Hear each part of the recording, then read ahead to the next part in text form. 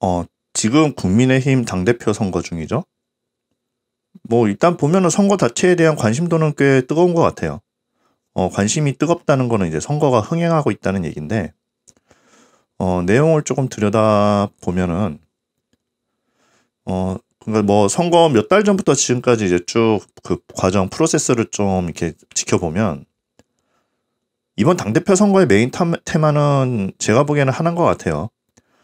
누가 친윤이냐, 그리고 누가 비윤이냐, 또 누가 또 뭐 반윤이냐, 뭐 이런 부분이거든요. 이전까지는 누가 친윤이냐 아니면 누가 비윤이냐 이런 게 좀 그게 애매했어요. 그걸 이제 어떻게 분별하는 과정이 좀 없었다고나 할까? 근데 지금 이제 당대표 선거를 통해서 이제 그걸 정말 뭐 분별 깔때기를 거치듯이 분별을 하는 과정을 거치고 있는 것 같아요. 이 상황을 좀 상징적으로 보여준 게 이제 나경원 관련 이슈였거든요. 일단 지지율이 높으니까 당대표 선거에 나오려고 했을 거예요. 그래서 당대표 선거에 매번 이렇게 나왔었고. 근데 문제는 뭐냐면은 이제 지금 상황에서 나경원이 친윤이냐, 비윤이냐. 이 위치가 되게 포지션이 애매했거든요. 일단 겉으로는 친윤이라고 보여졌고, 그러다 보니, 윤석열 지지층들이 나경원을 이제 많이 이게 지지를 했었거든요. 나경원도 자신이 이제 친윤이라는 걸 막 강하게 강조를 하기도 했고, 그런데 이제 겉으로는 이제 친윤이라고 표현을 했는데 실제로는 윤석열 대통령 주변 인물들하고 뭐 윤핵관이라고 하면서 반목을 하고, 그리고 또 뭐 친윤이라고 하는 그룹 쪽에서도 나경원이 이제 친윤 지지층을 좀 분열시키는 효과를 가져오는 것 같았거든요. 그렇다고 이제 나경원이 독자적으로 과반 득표를 넘어서 당대표를 할 수 있는 처지는 또 아니었고, 그러다 보니까 자기한테 모인 친윤 지지층 득표 외에 다른 계파에서 더 득표를 끌어다 가져와야 되는데 아무래도 이쪽은 친윤이 아니라 비윤 쪽이 많았거든요. 그러다 보니까 좀 포지션이 애매해졌단 말이에요.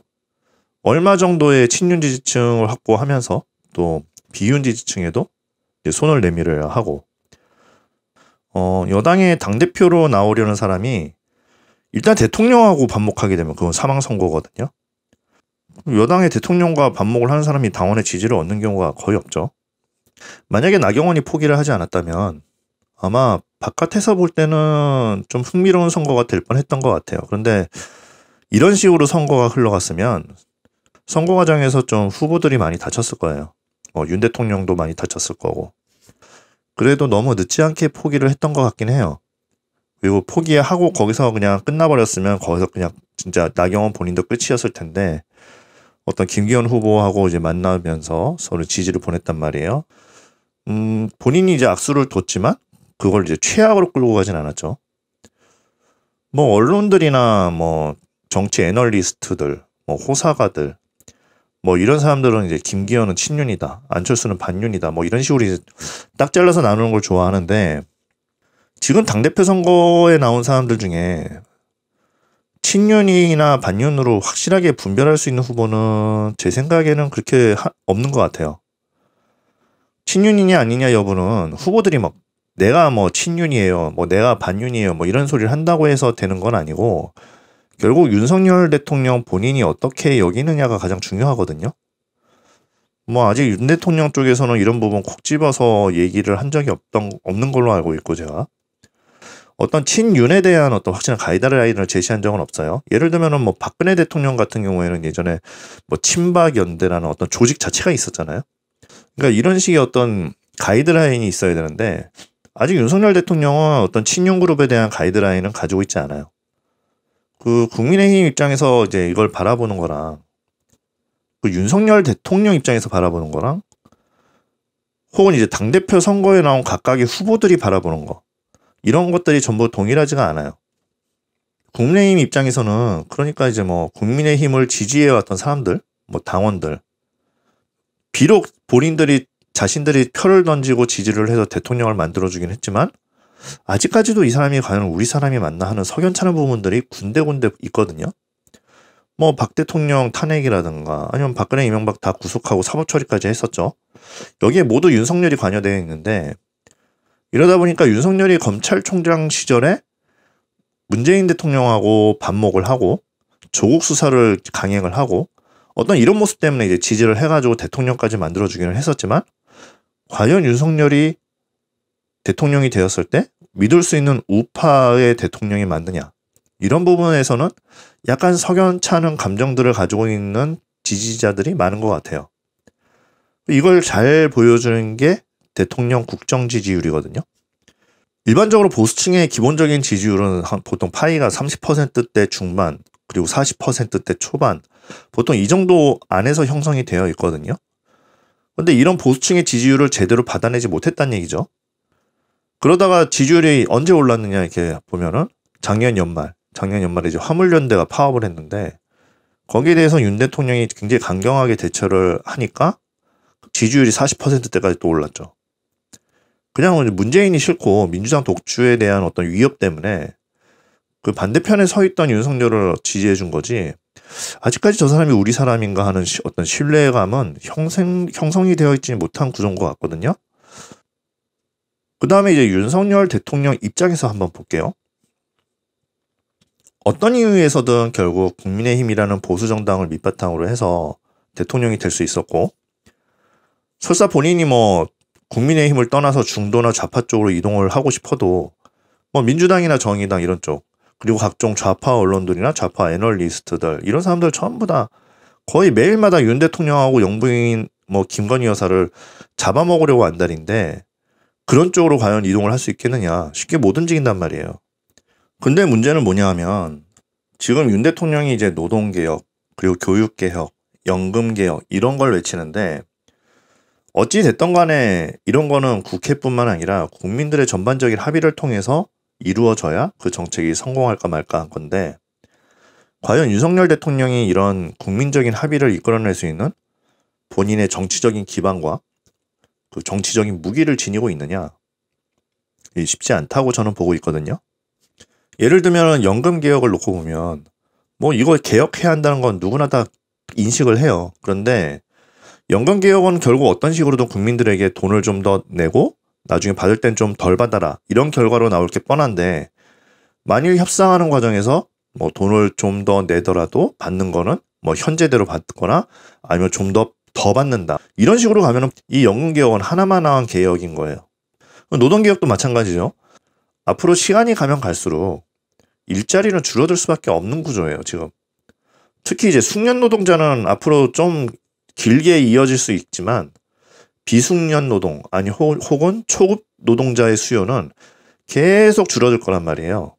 뿐만 아니라 이제 최저임금을 확 높이는 바람에 서비스 업종에서 일자리가 많이 쪼그라들고, 근데 이제 교육 수준이 좀 낮고 숙련도가 좀 낮은 이제 저소득층 혹은 청년층, 이런 쪽은 대체로 서비스 업종이나 비정규직에서 상대적으로 낮은 임금을 먹고 사는 경우가 많거든요. 이런 어떤 해묵은 문제들을 이제는 좀 풀어가야 할 텐데, 이명박이나 박근혜 같은 좀 지지층이 경고했던 사람들도 해내지 못했던 걸 과연 윤석열 대통령이 해낼 수 있을까? 사실 보수우파 쪽에서는 어떤 이런 개혁의 청사진은 오래전에 이미 나와 있었어요. 근데 이거를 국민들에게 제대로 설득시키지를 못해서 그랬지. 과연 윤 대통령이 이런 개혁의 내용들을 들고 국민들에게 납득시킬 수 있는 설명을 할 수 있는 본인의 어떤 정치적인 자산, 그리고 야당의 합의를 이끌어낼 수 있는 정치적인 무기, 이런 것들을 가지고 있느냐. 예를 들면 김영삼, 김대중 시절은 완전히 뭐 호남, 영남 지역으로 확 나뉘어 있었던 거고, 그 이후에 이제 노무현, 이명박, 박근혜, 문재인 이렇게 20년이 이어졌는데, 뭐 지역이나 좌파 우파 이념 싸움이었다기보다는 그냥 대통령 본인들의 팬덤 싸움에 가까웠거든요. 근데 윤석열 대통령은 어떤 이런 팬덤조차 없어요. 정치적인 기반도 열악한데 팬덤조차 존재하지 않으니까 지지층이 굉장히 얄팍하죠. 문제는 이런 얄팍한 지지 파일을 가지고 어떻게 개혁을 할 것이냐, 그리고 어떻게 정권을 유지해 나갈 수 있느냐, 이런 건데, 윤석열 대통령 입장에서는 이 점 때문에 여당에 자기가 믿고 신뢰할 수 있는 당대표가 좀 필요하기는 해요. 그 여당 내 입지가 취약한 대통령이 자기 마음대로 개혁한다는 거는 거의 몽상이에요. 이번 정부 조직법 개정도 그런데 이제 주호영 원내대표가 이제 민주당하고 협상 중이거든요. 근데 얼마 전에 보니까 여성가족부 폐지를 싹 빼놓고 정부조직법을 개정한다는 말이 있어요. 그런데 여성가족부 폐지를 빼고 정부조직법 개정은 의미가 없거든요. 여가부 폐지는 윤석열 대통령 핵심 공약 중에 하나예요. 20대 남성층에게는 여가부 존속 문제가 우리들이 생각하기보다 더 굉장히 중요한 문제일 수 있어요. 근데 주호영 원내대표나 혹은 이제 여당 내 좀 나이가 좀 많으신 영감님들, 꼰대들 이런 눈높이에서는 여가부 그거 폐지 안 하면 좀 어때? 더 중요한 게 많은데 뭐 이렇게 생각할 수 있거든요. 충분히. 이명박 대통령 때도 거의 비슷한 시각으로 접근해서 원래 그때 여성부 폐지하겠다고 했다가 못했죠. 그 지지율 파이가 매우 협소한 윤 대통령 입장에서는 20대 지지율이 굉장히 중요할 수밖에 없어요. 뭐 여론조사상에서는 20대 대통령 지지율이 그렇게 높은 편은 아니에요. 근데 올라갈 때마다 보면은 이 20대 쪽이 많이 올라가거든요. 윤 대통령이 위기에 빠졌을 때 어떤 구원을 해줄 수 있는 계층 중에 하나가 바로 이쪽 20대 쪽이거든요. 근데 이쪽을 배신한다? 그 여가부 문제는 단순히 부서 하나의 존폐 문제가 아니라 지금 우리 사회는 어떤 남성 문제, 여성 문제 심각하죠. 그리고 남녀 갈등. 이거 방치하면 안 되거든요. 여가부는 어찌 보면 남녀 갈등을 조장하는 어떤 상징과도 같은 정보 조직이에요, 이게. 남녀 갈등 문제는 이게 또 혼인율, 출산율과도 또 연결이 돼 있기 때문에 윤석열 정부가 앞으로 4년 동안 이거 안고 가면은 별로 재미있지 않을 거예요. 그런데 이걸 좀 너무 가볍게 보고 있는 게 아닌가. 이 여당의 문제가 꼰대들 정당이다 보니까 이런 문제를 좀 잘 모르거나 체감을 못해요. 대통령 지지율이 20%대 밑으로 떨어지면 공무원들이 말을 안 듣기 시작하거든요. 공직자회가. 여당에서도 대통령에 대한 어떤 로열티가 확 떨어져요. 지지율이 낮으면. 과거에 이제 국민의힘이 무너지는 과정을 보면 결국 당청 관계가 무너지고 대통령이랑 당대표가 반목하곤 했거든요. 안에서는 서로 막 개퍼 싸움 하는 거는 뭐 어느 정당이나 다 그런 거긴 한데, 근데 문제는 적어도 대통령의 국정을 당이 발목을 잡지는 말아야 돼요. 그런데 자꾸 이런 현상이 보여진단 말이에요. 집권만 하면 얘들은 이래. 이명박 대통령 때 세종시 이전 문제를 좀 리셋하고 재검토하자고 대통령이 그러니까 박근혜하고 친박이 아주 들고 반대하면서 아주 지방선거까지 망쳐놨죠. 그리고 박근혜 대통령 때는 또 김무성 대표가 뭐 유승민 공천 문제 이런 걸로 또 반목을 해가지고 아예 총선까지 망쳐놨고, 나중에 대통령도 망하고 당도 망하고 김무성 본인도 망하고, 지금 뭐 김무성 뭐 어디 얼굴이나 볼 수 있어요? 정치판에 얼굴도 못 내밀고 있죠. 이 망하면 다 같이 망하는 건데 이거 정신을 못 차린단 말이에요. 국민의힘에는 그런 사람들이 너무 많아. 대통령이 나에게 도움이 된다 그러면 막 충성 난 친윤 막 친박 진박 뭐 이런 거 외치다가 도움이 안 된다 싶으면 갑자기 등 돌리고 민주당하고 야합을 한단 말이에요.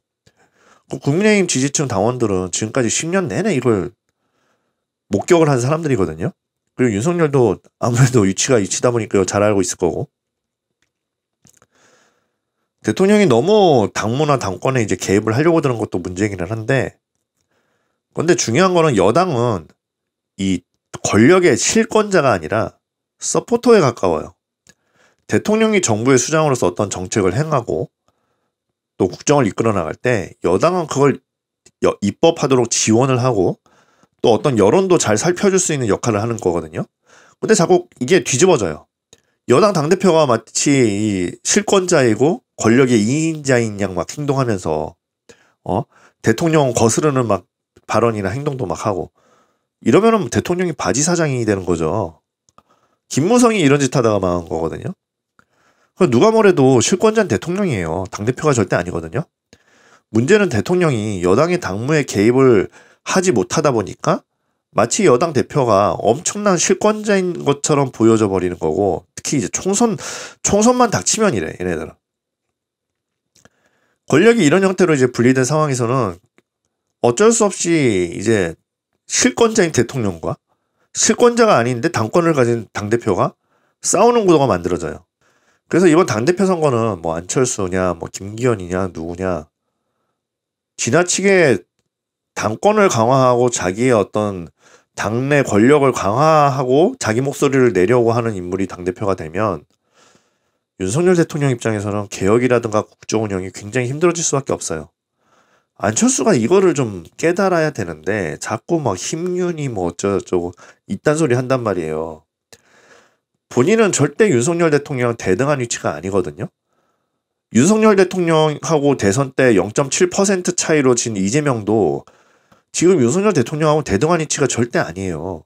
근데 자꾸 자신을 그런 어떤 대등한 위치로 설정하고 있단 말이에요. 이건 대통령 입장에서 보면 결투 신청하는 거거든요. 그 윤석열 대통령이 지금 제일 우려하는 거는 아마 제가 보기에는 아까도 얘기했지만 윤석열 대통령 입장에서는 국민의힘의 어떤 절대적 지지가 지금 반드시 필요하거든요. 그거 없이는 국정 운영은 거의 불가능해요. 자꾸 여당이 독립적인 기관처럼, 독립적인 권력기관처럼 대통령 권위 무시하고 이래버리면 대통령은 진짜 아무것도 할 수 없어요. 2005년에 노무현 전 대통령이 야당이었던 한나라당에게 대연정을 요구한 적이 있거든요. 그 당시 당대표가 박근혜였는데 거절을 했죠. 그래서 이것 때문에 노무현 전 대통령이 자기 지지층 그리고 팬덤이었던 친노 그룹 얘네한테 완전 욕을 바가지로 먹고 그랬는데 그 여당이 안 따라주면 야당이라도 손을 좀 잡고 가야겠다 이런 생각을 할 수 있단 말이에요.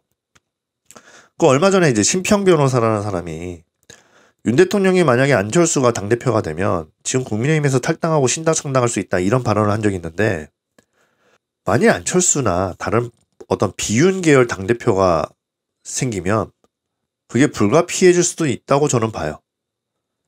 국정을 4년 동안 앞으로 운영을 해나가야 되는데 그렇지 않아도 야당이 계속 180석 가지고 발목을 잡고 있는데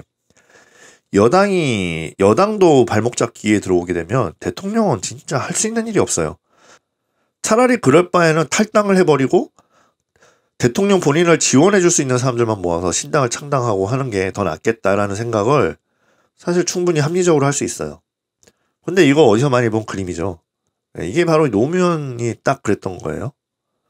그러니까 국민의힘은 김기현이든 안철수든 혹은 뭐 청아람이든 누구든 간에 자꾸 윤석열 대통령을 노무현이 갔던 길로 가도록 자꾸 유도를 하면 안 돼요.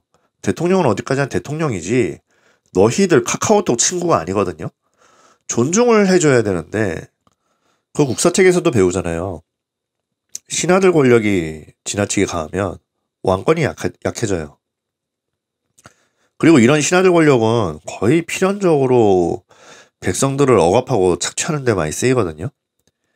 그래서 보통 왕권이 강화돼야 백성들이 좀 더 살기 좋아진다 이런 식으로 배우는데 이게 다른 말로 이제 풀어서 얘기를 하면 정치 권력이 한 명한테 집중이 되느냐 아니면 그게 여러 어떤 귀족들한테 분산이 되느냐 차이거든요. 근데 백성들 입장에서는 자신들을 착취하는 사람이 한 명인 거랑 여러 명인 거랑 이 차이예요. 민주주의에서의 어떤 단점이 선출된 권력자들이 너무 많다 보니까 정말로 필요한 일을 해야 하는 사람들의 자리가 존중받지 못하고 무시되는 경향들이 있어요. 대통령 제도에서는 이런 무질서를 바로잡을 수 있는 권한이 대통령에게 주어지거든요. 그래서 대통령의 권한이 집중되니까 제대로 된 사람이 대통령이 되면 개혁도 잘 되고 사회도 잘 돌아가죠. 뭐 이따가 뭐 좀 정신 나가고 이상한 사람이 그 자리에 있기도 하겠지만 근데 윤석열 대통령 같은 경우에는 지금 권한이 대통령이 되었음에도 불구하고 완전하지가 않아요. 지금 뭐 여러 뭐 방통위라든가 뭐 하여튼 인권이라든가 여러 위원회의 구성원들이 전부 다 이전 정부 민주당 문재인 정권 때 사람들로 아직까지도 구성이 돼 있어요. 그 바람에 지금 윤석열 대통령 반쪽짜리예요. 지금 정권은 우리가 정권 교체가 됐다고 생각을 하는데 사실은 이게 반쪽짜리 정권 교체거든요. 이게 제대로 교체가 되려면은 문재인이 찔러넣었던 사람들이 싹 갈려나가고 그래서 최소한 여당의 당대표가 되려고 하는 사람들은 본인들의 역할과 본인들의 위치가 어딘지 좀 인식을 정확하게 좀 하고 대통령하고 관계를 좀 생각을 하고 좀 당대표 선거에 임했으면 좋겠어요.